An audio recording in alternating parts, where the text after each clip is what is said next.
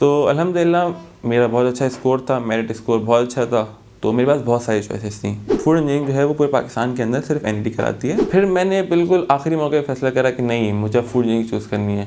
अस्सलाम वालेकुम वरहमतुल्लाहि वबरकातुहू। मेरा नाम मोहम्मद ज़फ़र रज़वानुल्लाह और आप देख रहे हैं MHR द एडवेंचर। अब चलते हैं सीधा इंटरव्यू की तरफ।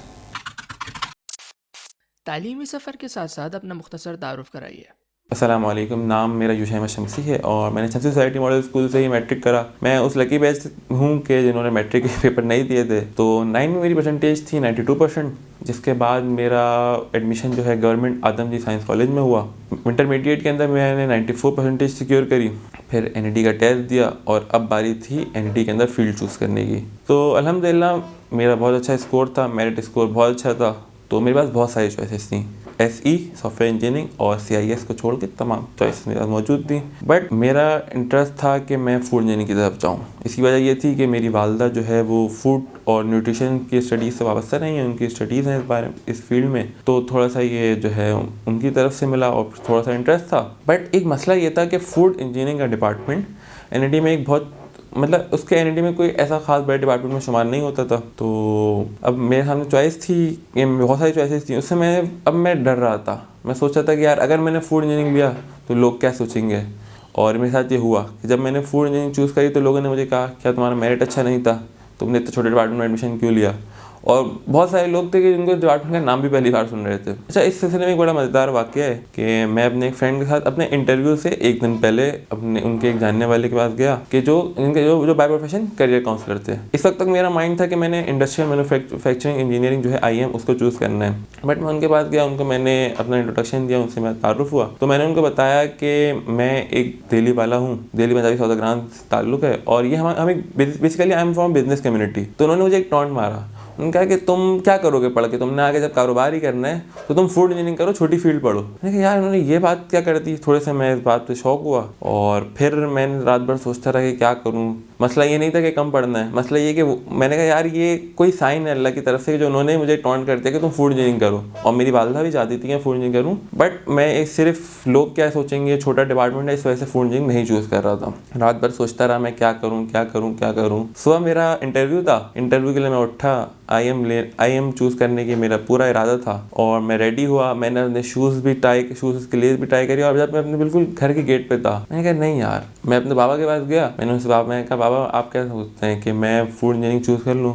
पापा ने कहा कि तुम्हें क्यों चूज़ करनी है। मैंने कहा कि देखें इंटरेस्ट तो है और करियर के हवाले से मैं इस बारे में कोई अवेयर नहीं था। मैंने कहा लेकिन इंटरेस्ट तो मेरा मौजूद है। तो पापा ने कहा फिर तुम क्यों रुकते हो। तो इस वजह से कि लोग क्या सोचेंगे, लोग क्या कहेंगे, छोटा डिपार्टमेंट है। पापा ने कहा कि नहीं तो अब तुम फूड इंजीनियरिंग चूज़ करो। फिर मैंने उसके जो सब्जेक्ट्स होते हैं, कोर्सेज होते हैं, उनको रिव्यू करा। फिर मैंने बिल्कुल आखिरी मौके पर फैसला करा कि नहीं, मुझे फूड इंजीनियरिंग चूज़ करनी है। वरना मैं तो बिल्कुल इस बारे में वो था कि अब मैंने IM ही करनी है और बिल्कुल इस चीज़ में मैं अटल फैसला हो गया था मेरा। बट अल्लाह की तरफ से कोई ख़ास ही वो था और अब मैं बहुत खुश हूँ कि मैं अपने इंटरेस्ट को फॉलो करा and now I am so happy.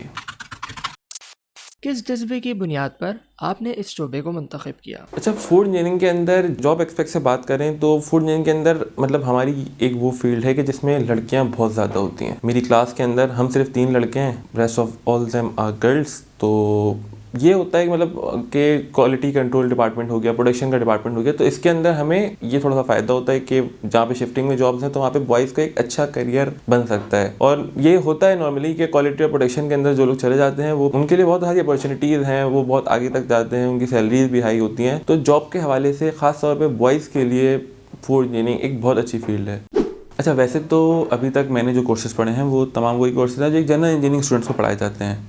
But पहले में था इंट्रोडक्शन टू फूड इंजीनियरिंग, दूसरे सेमेस्टर में था food engineering principle and in the last semester मैंने पढ़ा फूड केमिस्ट्री। ये सारे वो सब्जेक्ट्स हैं कि जो सारे कोर फूड इंजीनियरिंग के सब्जेक्ट्स हैं। तो इनके असाइनमेंट्स, इनके प्रोजेक्ट्स, इनके OELs, इनके CPs, इनमें मुझे बहुत मज़ा आया। और हमारी जो फैकल्टी है, प्रोफेसर्स की बात की जाए तो हमारी फैकल्टी बहुत अच्छी फैकल्टी है। They literally cooperate us in every aspect. वो हमें हर तरह से कोऑपरेट करते हैं। और ये एक बहुत बड़ा वो है कि इसकी बहुत बड़ी वजह है कि फूड इंजीनियरिंग के अंदर इंटरेस्ट मेरा तो पहले से था, बट वो एक्सपोनेंशियली ग्रो कर गया जब मैंने पढ़ना शुरू किया। क्योंकि हमारी फैकल्टी नो डाउट बहुत अच्छी फैकल्टी है और प्रोजेक्ट्स जो डिज़ाइन हुए हैं वो सारे बहुत अच्छी तरह डिज़ाइन हुए हैं। उनके कोर्स कंटेंट्स, उनकी हर चीज़ हम बहुत अच्छी तरह रिलेट कर पाते हैं।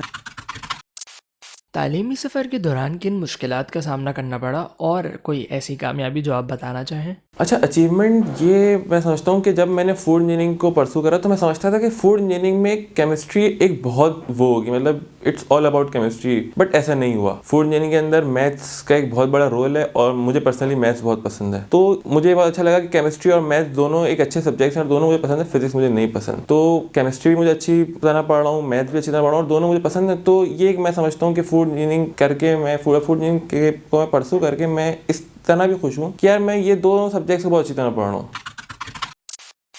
कोई ऐसा मज़ेदार प्रोजेक्ट बताइए जिसमें आप दौरान तालीम शामिल रहे हों।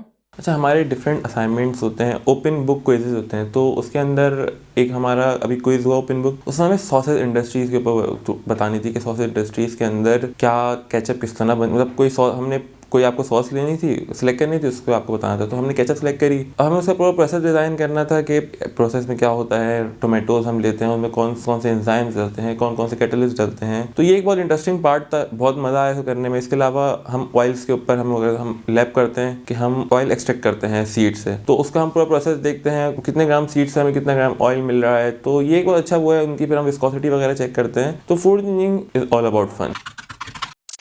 आपके मुस्तकबिल के अहदाफ क्या हैं? अच्छा, फूड इंजीनियरिंग का जो करियर पाकिस्तान में परसू हो रहा है ना नॉर्मली, वो फूड इंजीनियरिंग के जो स्टूडेंट्स होते हैं वो फूड इंजीनियरिंग परसू नहीं करते, वो as a career food scientist बनते हैं, फूड टेक्नोलॉजिस्ट बनते हैं। वो इंडस्ट्रीज़ के अंदर जाके फूड इंजीनियर की जो एक जॉब है वो नहीं कर रहे होते। वो फूड इंजीनियर की एक जॉब क्या है कि वो प्रोसेसेस डिज़ाइन करे, वो मशीनरीज डिज़ाइन करे, मशीनरीज डेवलप करे, बट ऐसा नहीं होता। तो मेरा गोल, मेरा एम्बिशन यही है कि इंशाल्लाह एज अ करियर मैं ऐसे इंडस्ट्री परसू करूँगा या ऐसे जॉब करूँगा कि जहाँ पे मैं फूड इंजीनियर वाला काम कर रहा हूँ, मैं मशीनरी डेवलप कर रहा हूँ, मैं मशीनरी से वर्किंग कर रहा हूँ, मैं प्रोसेस पे वर्किंग कर रहा हूँ। तालीम और घरेलू ज़िंदगी को कैसे मुनज़्ज़म रखते हैं और कोई ऐसी नसीहत जो नए तलबा ही काम आ सके? मेरा डेली रूटीन तो यही है कि मैं सुबह 8:30 यूनिवर्सिटी स्टार्ट हो जाती है और हमारी क्लासेस डेली जो है वो 8:30 पे ही स्टार्ट हो रही होती है। हमारी क्लास लेट, मतलब जैसे अदर डिपार्टमेंट्स में बहुत सारे सेक्शंस होते हैं तो क्लासेस देर से स्टार्ट होती हैं, बट हमारे डिपार्टमेंट में क्लासेस 8:30 पे स्टार्ट हो जाती हैं। उसके बाद ऑनवर्ड्स तो मैं 8:30 पे यूनिवर्सिटी पहुँच जाता हूँ। उसके बाद सोसाइटीज़ में थोड़ा सा हूँ, अपनी सोसाइटी ऑफ फूड इंजीनियर्स हमारी है, उसके अंदर मैं लीड इवेंट मैनेजमेंट का रोल कर रहा हूँ। इसके अलावा एनआईटी में 2 और सोसाइटी से वाबस्ता हूँ। तो 8:30 से तकरीबन मुझे 4:30 बज जाते हैं यूनिवर्सिटी से निकलते, 4-4:30 बजे तक मैं यूनिवर्सिटी में ही होता हूँ। उसके बाद ट्यूशन पढ़ाता हूँ, फिर बाकी टाइम एक ट्यूशन पढ़ाता हूँ, उसके बाद बाकी टाइम मैं सिर्फ घर वालों को और अपनी पढ़ाई को देता हूँ। और जहाँ तक बात है CGPA की, तो वो अल्हम्दुलिल्लाह अभी तक तो 3.5 मेंटेन है। बाकी अब रिजल्ट आएगा तो वो कितना हिलाता है देखते हैं हम। और बाकी एकेडमिक प्रेशर डील हो जाता है अल्हम्दुलिल्लाह, कोई ऐसा खास इशूज़ नहीं आते, सब चीज़ अल्हम्दुलिल्लाह बहुत स्मूथली चल रही है। स्ट्रेटजी हमने ये सेट करी हुई है कि हम जो मुश्किल सब्जेक्ट्स होते हैं, फॉर एग्जाम्पल हमारा फूड केमिस्ट्री बहुत मुश्किल सब्जेक्ट है, FM थोड़ा सा मुश्किल सब्जेक्ट है, तो बस स्ट्रेटजी यही है कि उनको जो है हम शुरू से करते हैं, बाकी सब चीज़ आसानी से जाती हैं, कोई इतना मुश्किल काम नहीं है। अच्छा, जो FM की बात है तो FM और EM ये तो एक कोर इंजीनियरिंग के सब्जेक्ट्स हैं, ये सब इंजीनियरिंग स्टूडेंट्स पढ़ते हैं। इट्स टोटली अबाउट मैथ्स, हमें इसमें इंजीनियरिंग कहीं नज़र नहीं आ रही होती, सिर्फ मैथ्स ही मैथ्स होती है और मैथ्स मेरा फेवरेट सब्जेक्ट है। तो बहरहाल ये सब चीज़ें स्मूथली बहुत आराम से मैनेज हो जाती हैं, इसमें कोई ऐसा मसला नहीं होता। बट ये है कि प्रेशर नहीं लेता मैं, प्रेशर सिर्फ देता हूँ, मैं लेता नहीं हूँ प्रेशर, तो सब चीज़ें स्मूथली हो जाती हैं। बट टाइम टू टाइम कर लेता हूँ, तो ये है कि आखिर में पैनिक होने से बच जाता हूँ।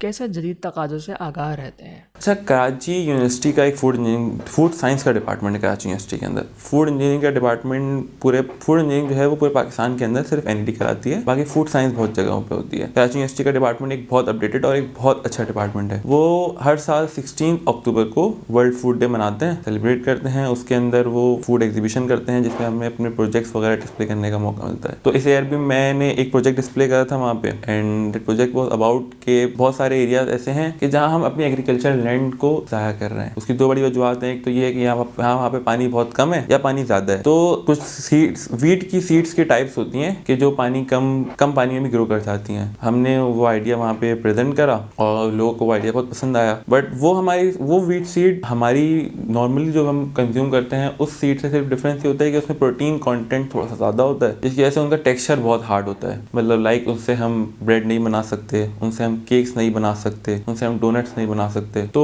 बहुत एक अच्छा प्लेटफॉर्म कराची यूनिवर्सिटी प्रोवाइड करती है इसके अलावा हमारी अपनी एक सोसाइटी ऑफ फूड इंजीनियर, जिसका मैंने पहले भी जिक्र करा था, वो अभी 6 और 7 मार्च को NID यूनिवर्सिटी के अंदर इंटरनेशनल फूड कॉन्फ्रेंस करने जा रही है। ये एक पहली फूड कॉन्फ्रेंस है, इंटरनेशनल फूड कॉन्फ्रेंस है। तो प्लेटफॉर्म अभी तक तो हमें कराची यूनिवर्सिटी का एक बहुत अच्छा मिल रहा था कि जो हमें मतलब वो डिफरेंट सेमिनार्स कराते रहते हैं। उन्होंने लास्ट ईयर एक सेमिनार कराया AI and food engineering collaboration के नाम से, एक बहुत अच्छा सेमिनार था। अब NID यूनिवर्सिटी की जो हमारी सोसाइटी है वो भी एक कॉन्फ्रेंस कराने जा रही है। लेट्स सी व्हाट हैपेंस उसमें। लेकिन ये है कि फैक्ट्री के बहुत अच्छा सेमिनार, बहुत अच्छी कॉन्फ्रेंस होने वाली है। उसके अंदर 7 डिफरेंट कंट्रीज से जो है डेलीगेशन आएंगे, फूड एक्सपर्ट्स आएंगे, फूड इंजीनियरिंग एक्सपर्ट्स आएंगे, फूड टेक्नोलॉजी एक्सपर्ट्स आएंगे। तो एक बहुत अच्छा सेमिनार होने वाला है। लेकिन अब तक जो हमें एक बहुत अच्छा प्लेटफॉर्म था हमारे पास, वो कराची यूनिवर्सिटी के डिपार्टमेंट एक बहुत अच्छा प्लेटफॉर्म दे रहा था हमें। And I am glad to see कि हमारी सोसाइटी भी इस पे एक बहुत अच्छा प्लेटफॉर्म करने जा रही है और इंशाल्लाह आगे जाके फ्यूचर में हमें एक और बहुत अच्छा प्लेटफॉर्म मिल जाएगा इस सोसाइटी और इस कॉन्फ्रेंस के थ्रू। उन तलबा के नाम कोई नसीहत जो इस शोबे में हो या आना चाहते हो? वैसे तो पाकिस्तान के अंदर क्योंकि इंडस्ट्रीज का एक बहुत बुरा हाल है, तो इस वजह से इंजीनियर्स को जब वो मार्केट में जाते हैं पास आउट होने के बाद, तो उनको जॉब, एक अच्छी जॉब फाइंड करने में थोड़ी सी मुश्किलात का सामना करना पड़ता है। ये एक बहरहाल कड़वा सच है, but it is what it is. तो मैं अपने जूनियर्स को तो ये एडवाइस करूंगा कि देखें, आप लोग जब अपनी फील्ड चूज कर रहे हो ना, तो सिर्फ अपने इंटरेस्ट को फॉलो करें। मैंने अपने इंटरेस्ट को फॉलो करा, आज मैं बहुत खुश हूँ। अल्लाह मुझे आगे भी खुश रखे, जो करियर के मामले में और हर चीज़ के मामले में ही। बट ये है कि बहरहाल ये कड़वा सच तो यही है कि इंजीनियर्स को जॉब फाइंड करने में बहुत टाइम लगता है। तो अगर आप अपने इंटरेस्ट को फॉलो करेंगे तो आपको पढ़ने में मजा आएगा। आप उसको जब आपका इंटरेस्ट क्यों है, क्योंकि आप पहले से उस चीज़ से अवेयर हैं, आप उस चीज़ में आपका कुछ ना कुछ आपकी वर्किंग है, कुछ ना कुछ आपको उसमें नॉलेज है, तो आपको पढ़ाई में भी उसमें मजा आएगा। उसके बाद जब आप मार्केट के अंदर जाएंगे, आप जॉब करना शुरू करेंगे, तो आपको जॉब में ही मजा आएगा यकीन तौर पर, और फिर आप अपने करियर में बहुत ज़्यादा ग्रो कर पाएंगे। तो एडवाइस तो सिर्फ यही है कि आप मेरिट्स को नहीं देखें। आजकल जैसे हमारा फूड इंजीनियरिंग का डिपार्टमेंट इस साल NID के अंदर शायद गालिबन 14th नंबर पे क्लोज हुआ। डिपार्टमेंट्स की जो लिस्ट थी उसमें 14 नंबर पे क्लोज हुआ। बट मैं समझता हूँ कि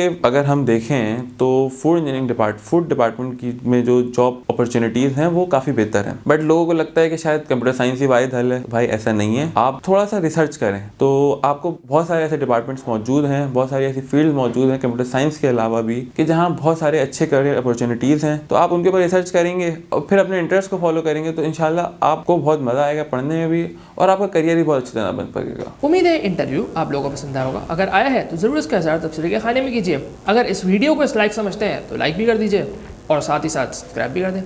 मिलते हैं इंशाल्लाह आपसे अगली वीडियो में। अस्सलामु अलैकुम वरहमतुल्लाहि वबरकातुहू।